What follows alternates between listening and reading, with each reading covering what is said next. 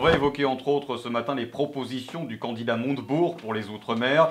Mais avant de commencer, juste un éclairage. Votre amitié politique avec Arnaud Montebourg ne date pas d'hier, mais en 2012, lors de la primaire socialiste, vous avez fait le choix de soutenir Martine Aubry, alors qu'Arnaud Montebourg était candidat déjà. Pourquoi ce revirement ? Est-ce que ça ne va pas parce qu'Arnaud Montebourg n'était pas peut-être assez bankable en 2012, en tout cas moins qu'aujourd'hui? Pourquoi ce changement? Il y a une double raison, je vous dirais. La première, c'est que nous étions embarqués dans une démarche où on savait que la présidentielle pouvait se jouer entre Dominique Strauss-Kahn à l'époque et donc François Hollande. Et qu'on était dans une démarche et une recherche d'efficacité maximum, de ne pas, en quelque sorte, je dirais, se dévier de la ligne, puisque ça faisait déjà une bonne dizaine d'années qu'on était dans l'opposition et qu'il y avait un appel, surtout après le gouvernement Sarkozy, les gouvernements de Sarkozy, de reprendre le pouvoir et de mettre le braquet à gauche. Par ailleurs, je vous dirais qu'on ressort aussi actuellement d'une période de gestion avec le président Hollande et les gouvernements successifs, celui de Jean-Marc Ayrault et celui de Manuel Valls, et on sait qu'on a pêché surtout dans cette deuxième partie chronologique de l'exercice du pouvoir. Donc ça veut dire qu'en 2012, en tout cas, Arnaud Montebourg n'avait pas autant de pouvoir de rassemblement qu'aujourd'hui, c'est ça que vous dites? Et il n'avait pas d'expérience gouvernementale où il a pu justement, au sein du gouvernement, pour moi, donner une traduction de ce pourquoi il militait jusqu'ici. Pour Jean-Marc Ayrault et François Hollande, bon, cette expérience gouvernementale n'a pas été forcément positive, hein, puisqu'on le rappelle, il est parti en 2014. Bon, oui, mais je veux dire que celui qui est arrivé après ne nous a pas laissé aussi, je parle de Manuel Valls, il ne nous a pas laissé, je dirais, dans les meilleurs draps, puisque sa traduction de la démocratie au pouvoir, c'était d'utiliser par 6 fois, je le rappelle quand même, le bazooka parlementaire, c'est-à-dire le 49-3, hein, qui est un artifice de la Constitution, paraît-il, qui est exceptionnel, mais quand on l'utilise 6 fois, je ne pense pas qu'on est encore dans l'exception. Patrick Le Breton, d'ailleurs, vous êtes député, hein, vous connaissez mieux quiconque cette polémique du 49.3, qu'est-ce que vous en pensez, vous, de cette méthode, le 49.3 employé à 6 reprises, vous l'avez dit, par Manuel Valls? Bon, il y a eu pire, hein, oui. Le maître à penser de Manuel Valls, qui reste Michel Rocard, je crois qu'il a utilisé dans les années 90 en 28 fois. Mais le 49.3 avait été prévu par Michel Debré, quand il a taillé le costume de la Ve République pour le général de Gaulle, pour être une exception. Et d'ailleurs, l'un de mes maîtres à penser, qui s'appelle François Mitterrand, et que les Réunionnais connaissent un bon peu, et surtout les auditeurs de Freedom que je salue ce matin, eh bien, François Mitterrand avait fait un ouvrage en 1964, j'avais 1 an, donc je ne l'ai pas lu à cette époque, mais là-dedans, il disait, c'est la Ve République, c'est le coup d'État permanent. Et il citait l'article 16, qui donnait des pouvoirs exceptionnels en période de guerre au président, mais il citait aussi le 49.3, c'est-à-dire ce fameux artifice, qui est tout simplement tout sauf la démocratie, puisque en fait, une loi, le gouvernement, il prépare et il dépose sur le bureau de l'Assemblée nationale ou salle de Sénat, et là, justement, on nous dit, même si vous n'êtes pas d'accord, messieurs les députés, vous qui écrivez la loi et la votez, eh bien on la passe quand même, on se passera justement de votre légitimité. C'est un déni de démocratie. Vous avez quitté le groupe PS en mai 2016, vous vous considérez comme un frondeur ou pas? Si vous faites une différence entre Valls et les frondeurs, oui, je suis beaucoup plus proche qu'eux. Et d'ailleurs, les frondeurs sont aujourd'hui pour partie derrière Arnaud Montebourg, Laurent Baumel, Christian Paul, etc. Et certains autres sont avec Benoît Hamon. Ce qui explique que dans l'équipe de Benoît Hamon... Ce qui explique qu'on ne voit pas forcément la différence de programme entre Benoît Hamon et Arnaud Montebourg. C'est assez flou pour beaucoup. Bon. C'est pour ça que je suis là ce matin, c'est pas apprécié. Alors là, on est à la primaire de la gauche. Vous vous êtes dressé, Patrick Le Breton, contre la loi El Khomri, contre le mariage pour tous, contre la loi sur la déchéance de nationalité. Vous vous sentez en accord avec les idées défendues durant ces primaires de la gauche, avec toutes ces oppositions durant votre mandat de député, est-ce que clairement, parce que là, quand même, bon, la loi El Khomri, le mariage pour tous, la déchéance de nationalité, ce sont des mesures, des propositions qui font partie intégrante, en tout cas, de l'œuvre du gouvernement socialiste.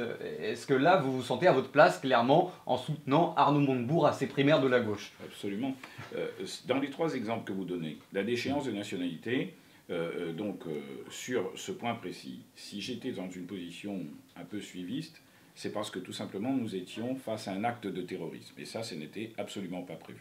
Et Manuel Valls a fait un travail dont il faut rendre hommage, le président de la République également, mais surtout Bernard Cazeneuve, qui est aujourd'hui à la tête du gouvernement et qui était ministre de l'Intérieur, qui, en la période précise, a fait vraiment un énorme travail. Mais je reste sur 2 exemples pour que vous compreniez bien mon itinéraire et surtout mes positions. Le mariage pour tous. J'avais dit à François Hollande, quand il est venu ici en avril 2012, le 1er avril à Saint-Joseph, je lui ai dit, Monsieur Hollande, François, notre candidat, quand tu seras président de la République, parce que pour moi c'était une évidence qu'il allait être élu, eh bien, je voterai toutes les mesures qui sont dans ton programme, sauf une.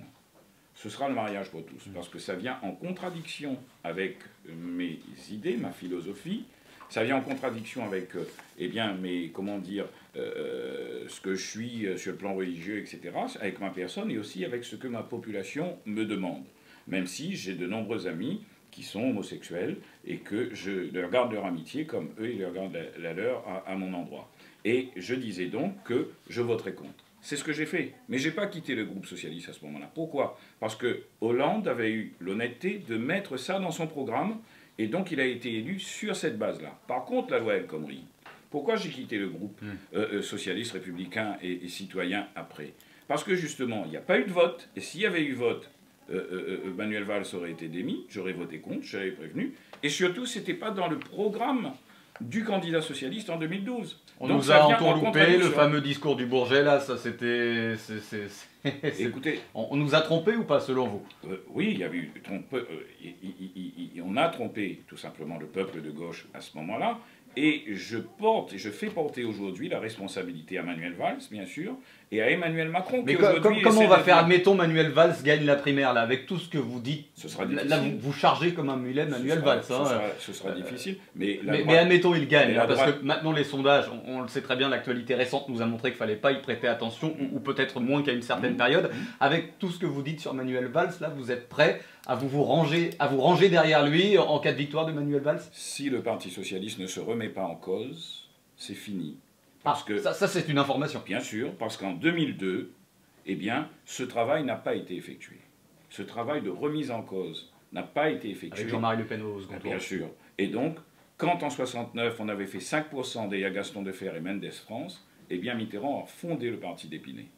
Et ça, ce travail-là n'a pas été fait par François Hollande. C'est une faute. Et il faut le dire aujourd'hui.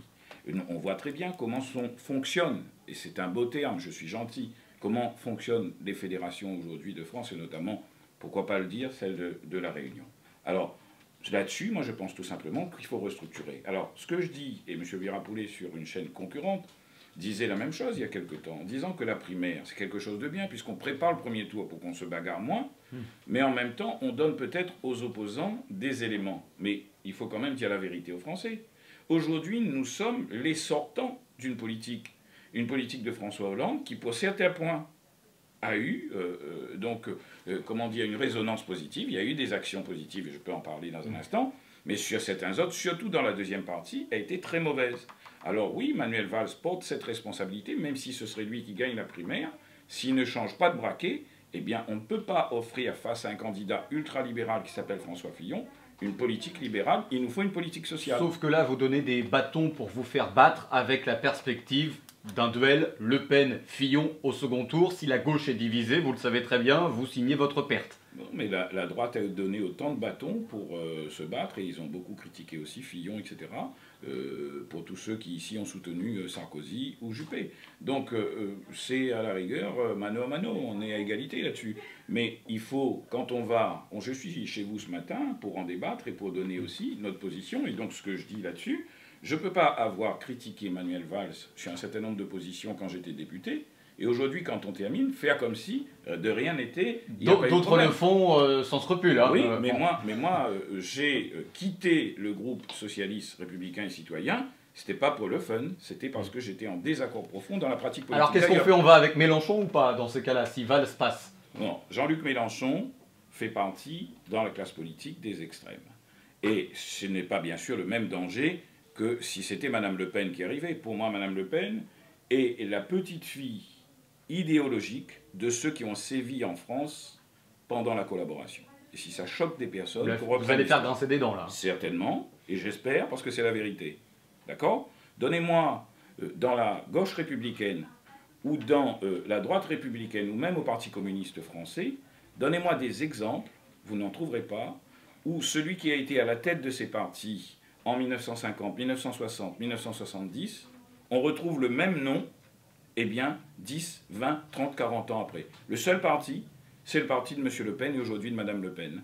Parce que ça passe de père en fille, hein, ou de mère en fille, ou de père en fils. Eh bien, ça, ce n'est pas concevable, parce que ce n'est pas la démocratie. Et aujourd'hui, elle est en train d'essayer de se draper, en quelque sorte, eh bien, je dirais, dans les voiles de la démocratie, mais elle n'est pas démocrate. Revenons-en justement à cet éventuel soutien, parce que c'était sur RMC en début de semaine.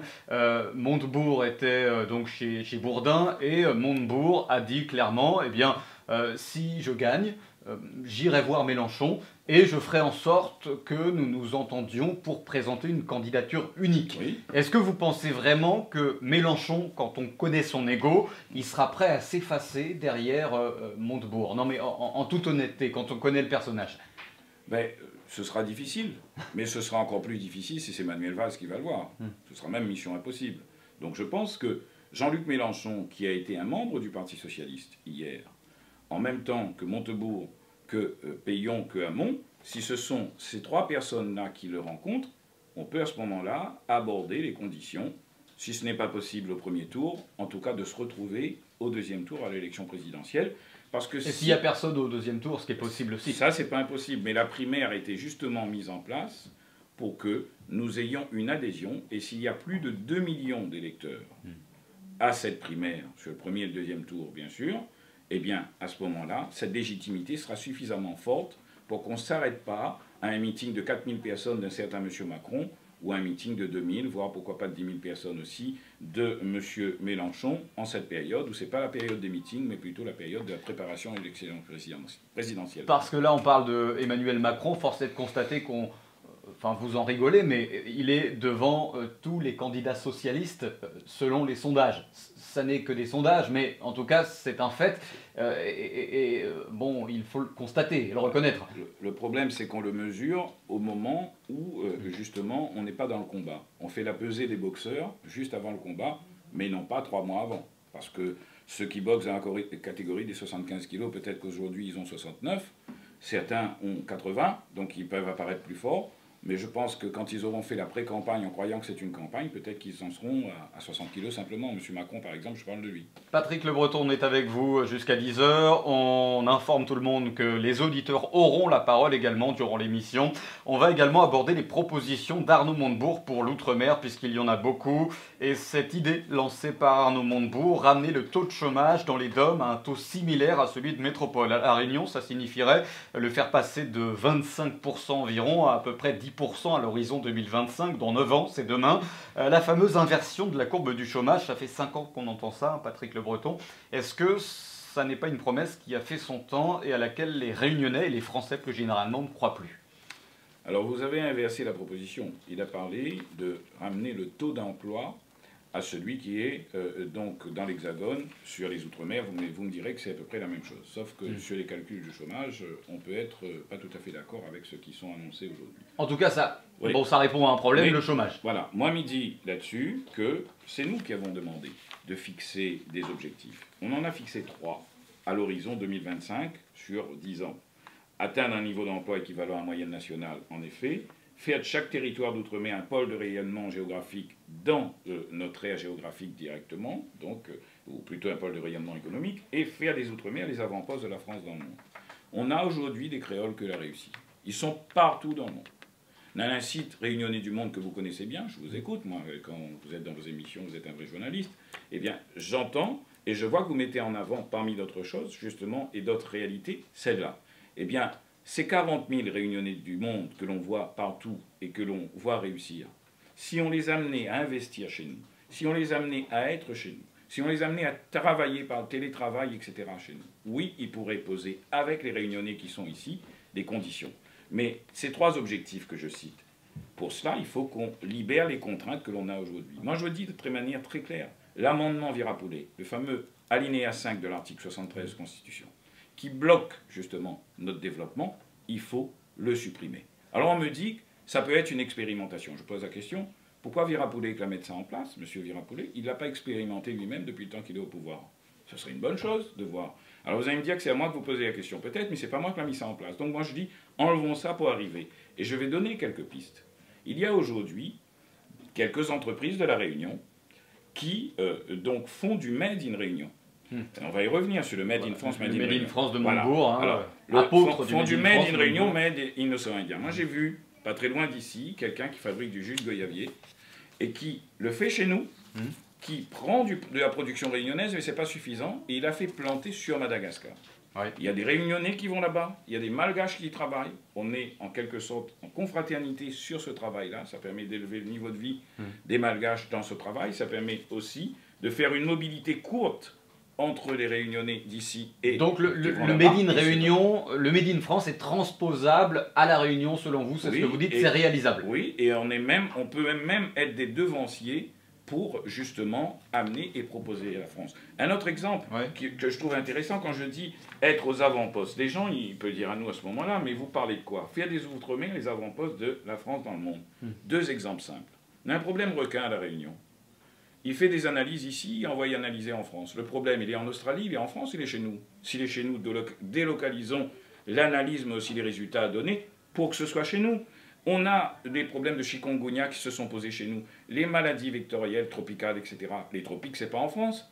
Pourquoi laisser ça dans les labos de Paris ou de Toulouse quand on y peut analyser chez nous et mettre notamment des Réunionnaises et des Réunionnais qui réussissent de par le monde et qui sont dans ces labos et qui peuvent travailler se servir des petites galères qu'on a à La Réunion pour ne plus les reproduire en métropole. J'ai donné deux exemples où ce sont justement, comme dit, des galères, des problèmes négatifs, où on peut justement retourner véritablement la situation et trouver les solutions par nous-mêmes.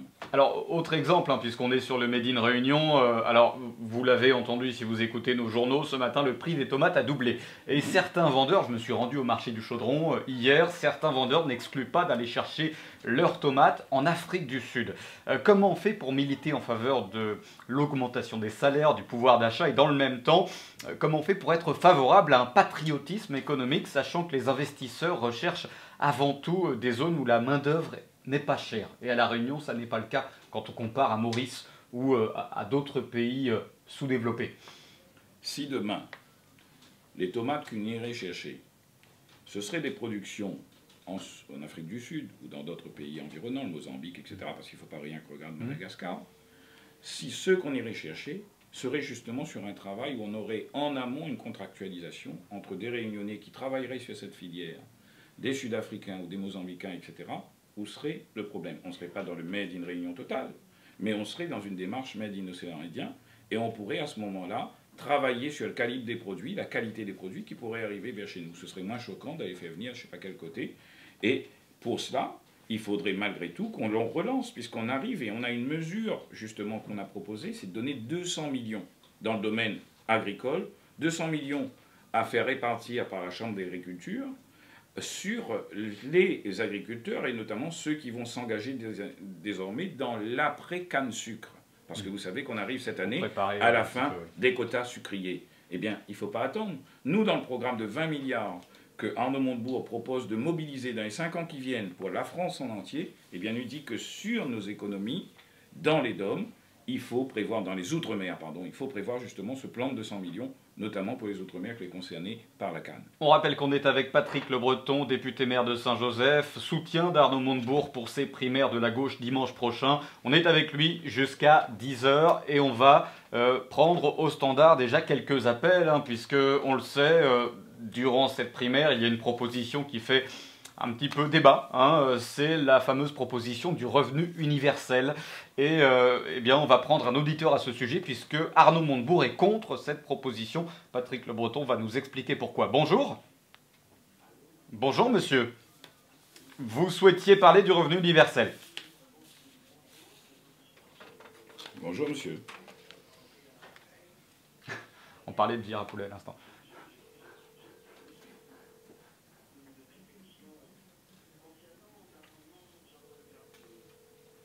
Oui.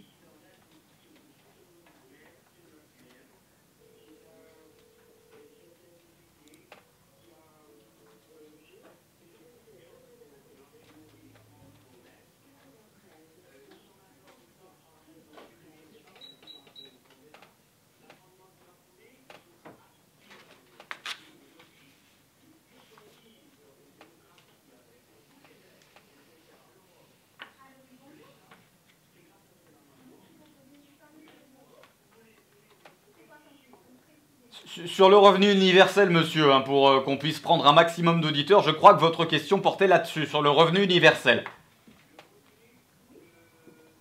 Ouais.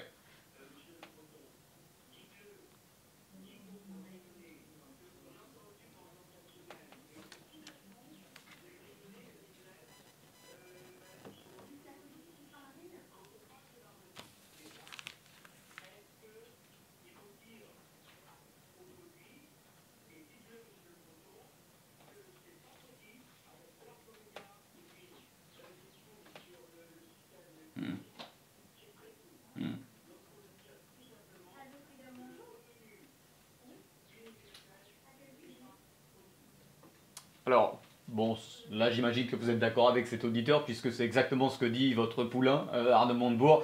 300 milliards d'euros, comme le propose, bon, 300, 350 milliards, on n'a pas les chiffres exacts. C'est utopique selon vous? Non, parce que c'est même pas utopique, parce que l'utopie, et je suis d'accord avec l'auditeur sur ce point, l'utopie c'est un rêve qui est réalisable demain.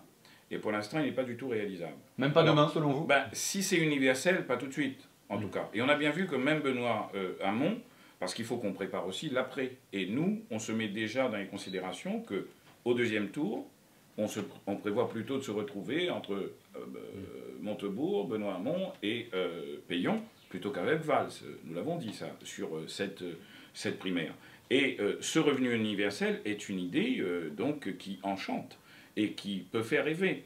Nous ne voulons pas... Ça peut ramener des voix aussi. Oui, nous ne voulons pas... 850 € par mois, ça peut... C'est 750, il a dit, mais voilà. On ne peut pas donner à tout le monde. Et monsieur de Saint-Andréen, qui parlait à l'instant, a raison. C'est que si on appliquait ça tout de suite, ça coûterait entre 315 et 400 milliards. Or, le budget de l'État pour 2017, j'en sais quelque chose, je suis député, c'est 387 milliards. Bien sûr. C'est ce qu'a dit Jean-Jacques Blody à votre place la semaine dernière. On ne peut pas réaliser ça immédiatement. Ce n'est pas possible.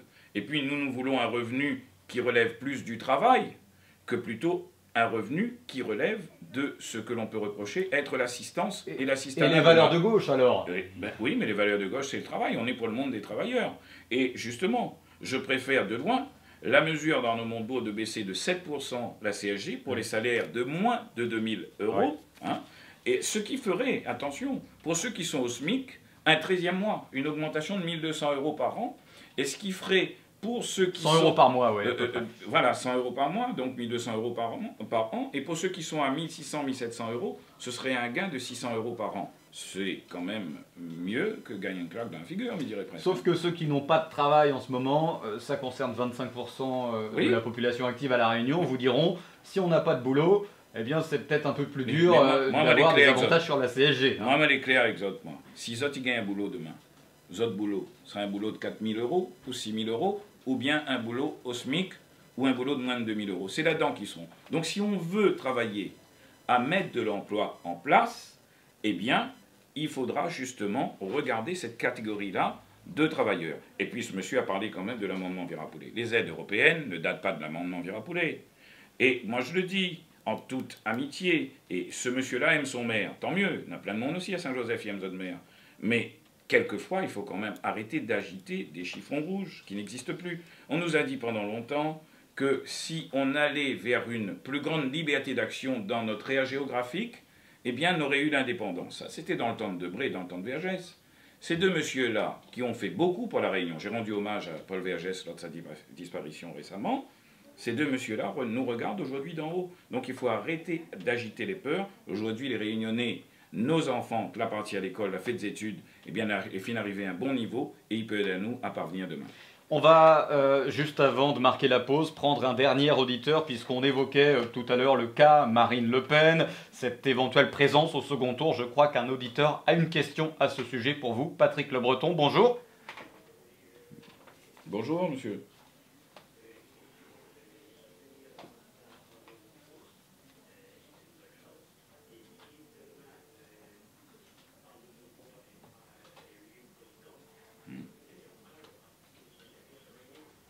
Que deviendra, c'est votre question, que deviendra le Parti Socialiste à La Réunion? Vous n'aviez pas une question sur Marine Le Pen, monsieur?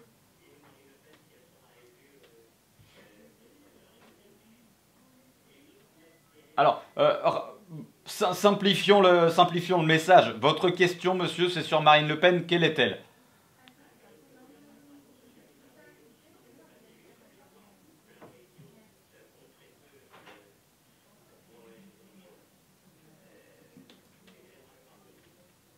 Voilà. En cas de défaite, en gros, que deviendra le PS, sachant que Valls, si éventuellement il gagne ses primaires, il n'exclut pas une alliance avec Macron. Bref, et s'il y a alliance avec Macron, ce ne sera pas sous l'étiquette socialiste, donc ça risque un petit peu d'éclater le parti, hein, c'est présidentiel, on le dit, on le pense dans les coulisses. Qu'est-ce qu'il en adviendra si il y a le scénario d'une défaite et éventuellement d'une présence de Marine Le Pen au second tour?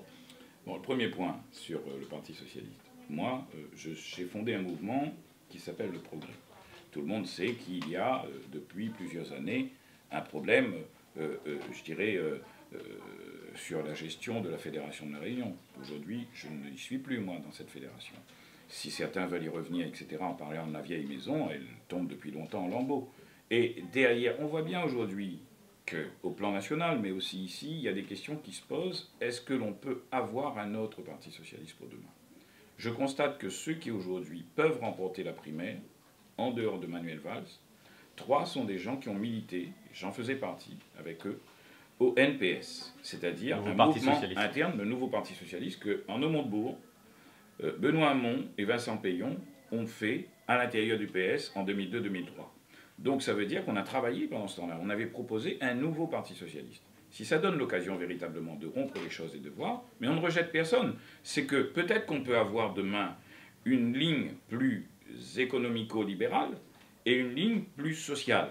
Est-ce qu'elles s'opposeront éternellement ou est-ce qu'elles peuvent arriver dans un même parti à faire en sorte qu'on peut avoir ces deux lignes qui se conjuguent pour mener les deux politiques? Ça a toujours été la difficulté pour un parti socialiste. Ouais. Et on a vu en Allemagne que ça a donné en 1959 à Bad Godesberg, ils ont fait en quelque sorte eh bien, leur choix. L'Italie a fait l'aggiornamento, etc. Bien, nous, aujourd'hui, il faut qu'on soit enfin à cette tâche pour savoir quoi nous décide. Est-ce que nous devions un parti social-libéral ou est-ce que nous devions un parti social qui s'occupe de l'économie? Sachant que ça va être très compliqué de faire entendre ces deux voix dissonantes. Hein, mais on verra bien à la primaire lesquels sont devant. Allez, on est avec vous jusqu'à 10h, Patrick Le Breton. Les auditeurs pourront également vous poser leurs questions, 02 62 99 12 00. Et puis, on continuera d'évoquer le programme d'Arnaud Montebourg, le candidat que vous soutenez pour ces primaires dont le premier tour arrive dimanche prochain. On en parle et on va donc voir tout ça après 10h et surtout après la pause, tout de suite.